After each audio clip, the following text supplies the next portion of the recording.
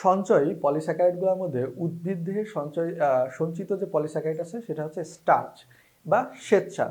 এখন স্টার্চ বা শ্বেতসারের আবার দুইটা অংশ আছে, একটা হচ্ছে অ্যামাইলেজ এবং আরেকটা অ্যামাইলোপেকটিন। দেখো এখানে একটা অ্যামাইলেজের গঠন দেওয়া আছে এবং অ্যামাইলোপেকটিন, এর মধ্যে মেন পার্থক্যটা তোমরা খুঁজে পাবা অ্যামাইলেজে দেখো একটা সোজা একটা চেন, কিন্তু অ্যামাইলোপেকটিনে আবার শাখা প্রশাখা আছে। এটা নিয়ে আমরা যখন অ্যামাইলোজ এবং অ্যামাইলোপেকটিনের পার্থক্য পড়বো সেখানে আমরা আলাদাভাবে জানতে পারবো। এখন দেখো আমরা স্টার্চ বা শ্বেতসার যেটা সেটা কোথায় পাই মেনলি, সেটা হচ্ছে বীজ, ফল বা কন্দ।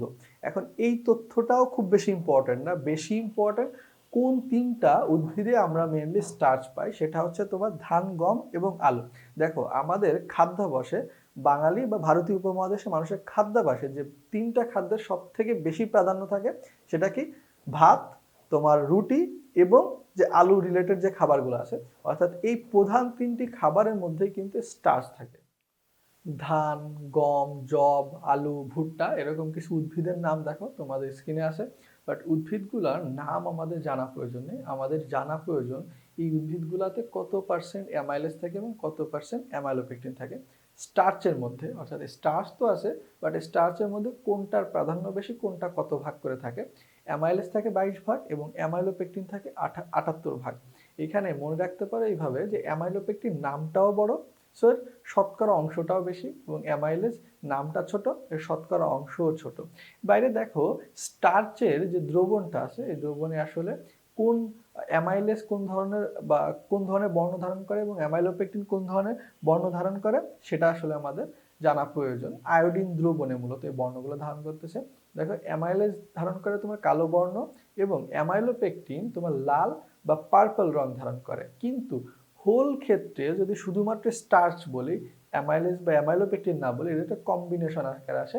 অর্থাৎ স্টার্চ যদি তোমার আয়োডিন দ্রবণে যোগ করা হয় বা স্টার্চের দ্রবণে যদি আয়োডিন যোগ করা হয় তাহলে আমরা নীল বর্ণ পাই। সেটা কিন্তু দেখো এই যে এইখানে দেওয়া আছে। আচ্ছা, এইখানে আমাদের স্টার্চ অবশ্যই একটা ক্ষুদ্র অণু, বাট কিছু উদ্ভিদে এটা আসলে খুব বড় থাকে, কিছু উদ্ভিদে খুব ক্ষুদ্র থাকে। সব থেকে বৃহত্তর থাকে কোন উদ্ভিদে, সেটা হচ্ছে গোল আলুতে, এবং সব থেকে ক্ষুদ্র থাকে কোথায়, চালে। তোমরা এটা ইমাজিনও করতে পারো, দেখো গোল আলু জিনিসটা কিন্তু চালের তুলনায় অনেক বড়, সো স্টার্চ অণুও বড় এবং চালটা খুবই ক্ষুদ্র, সো স্টার্চ অণুটাও ক্ষুদ্র। আচ্ছা, এইখানে চালের মধ্যে যে স্টার্চ থাকে এই তথ্যটা আমাদের একটা ভালো ইনফরমেশন মনে রাখতে হেল্প করবে। সেটা হচ্ছে কি, স্টার্চের যে ধর্মগুলো আছে, দেখো স্টার্চের ধর্মে কি আছে, গন্ধহীন, বর্ণহীন, স্বাদহীন, সাদা পাউডারের মতো। এখন আমাদের চালকে যদি আমি গুঁড়া করি তাহলে কিন্তু এরকমই আসবে, সাদা পাউডারের মতো হবে, স্বাদহীন হবে, বর্ণহীন হবে এবং গন্ধহীন হবে। তাহলে স্টার্চের কি কি ধর্ম আছে সেটা কিন্তু তোমরা চালের থ্রুতে মনে রাখতে পারো। এবার দেখো আমরা এই তথ্যটা অলরেডি জেনে গেছি, এবং উচ্চ তাপমাত্রায় স্টার্চকে যদি তোমার ভেঙে ফেলা হয় তাহলে আমরা ডেক্সট্রিন এবং তোমার ম্যালটোজের থ্রুতে হয়ে আমরা গ্লুকোজ পাই। কোন গ্লুকোজ? আলফা গ্লুকোজ পাই।